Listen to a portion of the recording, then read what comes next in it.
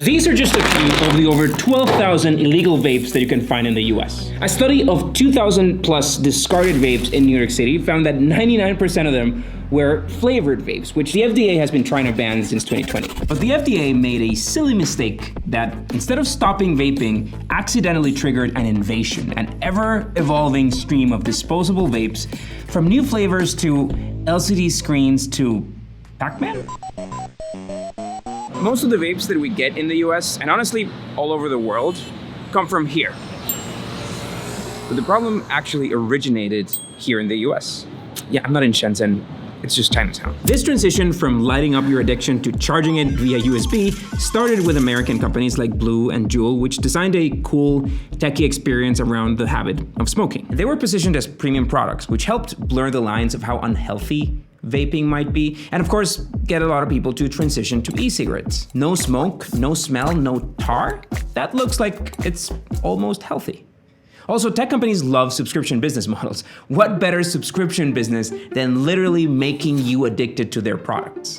Devices went for around $50 to $60 and included some cartridges, and then you could buy refills for around $4 each, all manufactured, you guessed it, in Shenzhen, China. Whatever combination of convenience, taste, tech, and this illusion of harmlessness not only convinced many smokers to transition to e-cigarettes, but also started attracting a whole new audience. I guess it's like the healthy alternative taking over It's my like every school. flavor Skittle compressed into It one. was just something for us to do that was edgy and exciting. Companies weren't particularly shy about the reality of their young customer base. Like, say, advertising their new product on Cartoon Network and getting a $400 million fine in return. That's another story. But the problem was about to get a lot worse. By 2018, for example, Juul made about $2 billion in revenue and was riding this wave of anti-smoking branding somehow. And yet, it took a $12 billion investment from Altria, the maker of Marlboro. But in this process, these companies had revealed to Chinese manufacturers how lucrative this business could be. And it wasn't long before these manufacturers figured that they could just create brands of their own. This, of course, is not the first time this happens, that a Chinese company inspires their products from a successful brand. Just, take a walk around Chinatown.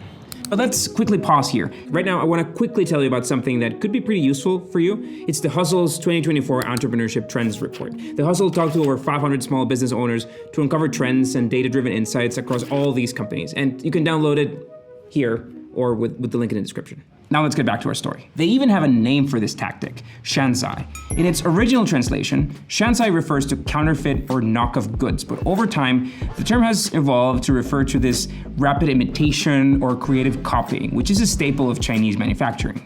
The massive advantage that Chinese companies have is that since they manufacture so many of the world's goods, they can quickly reverse engineer a cheaper version, many times with an oddly similar sounding brand name, barely escaping copyright regulation.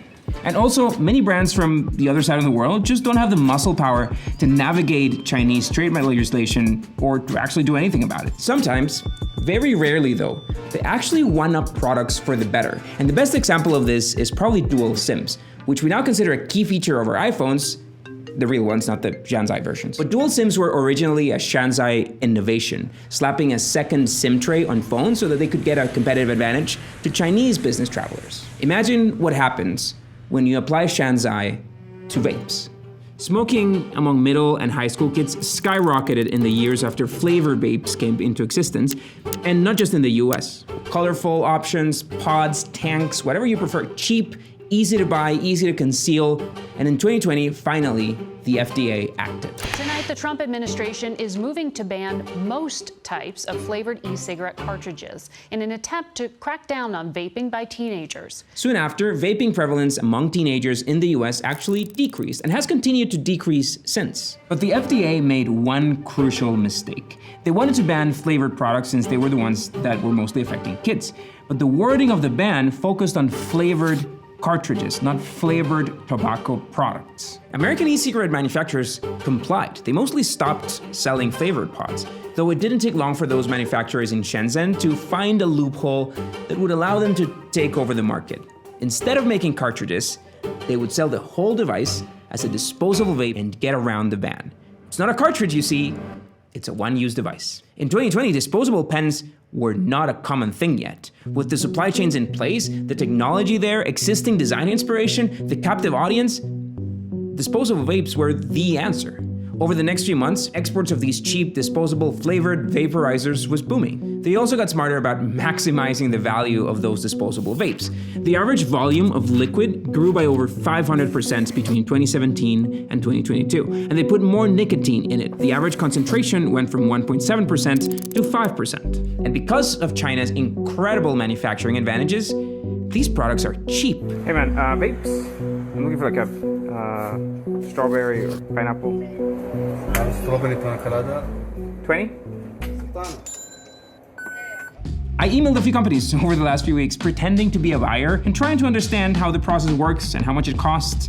They're pretty efficient at all this. WhatsApp is encouraged for communication instead of email. I got a quote for plenty of options with 25 ml of liquid, 20,000 puffs, for just about $5 each. The final cost after shipping, customs handling, putting that order in my office in New York City was $5.79 per unit for a vape that usually goes for $15 or $20 in the market. These companies are also smart about who their audiences are. They might not be able to put ads in Cartoon Network anymore, but it's obvious that putting a screen in an unlicensed version of Pac-Man or Tetris is gonna attract a younger audience. China exported $31 billion worth of vape products to the US alone in 2023, followed by the UK, Germany, and South Korea. One of the biggest winners in that race is this dude, that's Zhang Shengwei, the billionaire behind the Elf Bar brand, one of the most popular vape brands in the US. He is the epitome of this story that I've just told you. He started as an exporter, took the knowledge that his companies had gained, and launched his own brands. This situation got bad in China as well. Chinese children were also falling victim to vape addiction, so in October 2022, the government banned the sale of all flavored vapes in the country, disposable or not. What they certainly didn't do was ban the exports of said vape products. I mean, let's just let others buy their poison product. By October 2023, Heaven Gifts, Elbar's parent company, had over $650 million in sales in the US, and so the FDA took action again. So they started telling customs officials to seize or send back any shipments from Elf Bar. Problem solved, right? No, of course not. They just ditched the Elf brand and started shipping one of their other brands, Lost Mary. Same company.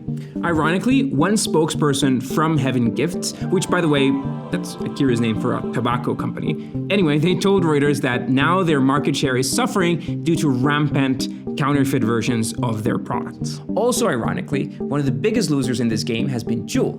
Even if they started this revolution, let's call it revolution, nobody wants to buy tobacco-flavored nicotine anymore.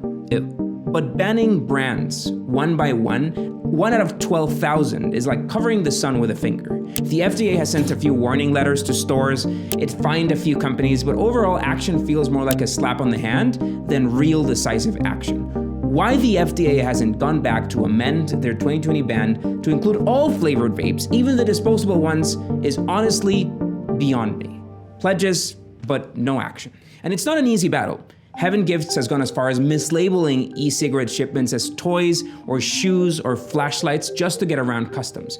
Regulators, not only in the US, but in every country suffering from this vape crisis, need to understand that fighting Shanzhai requires them to be one step ahead, not the other way around. Now, don't get me wrong though, there have been some breakthroughs. Vaping among US high schoolers dropped to a 10-year low last year, an opposing trend compared to the amount of products available for sale. It seems that while regulation is failing us, common sense, i.e. education, is maybe convincing them to steer away from vaping. What Chinese companies have also proven is that they can beat these American companies at their own game. A perfect example of that is Chinese EVs. We made a whole video about that.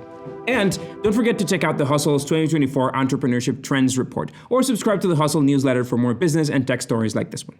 See you in the next one.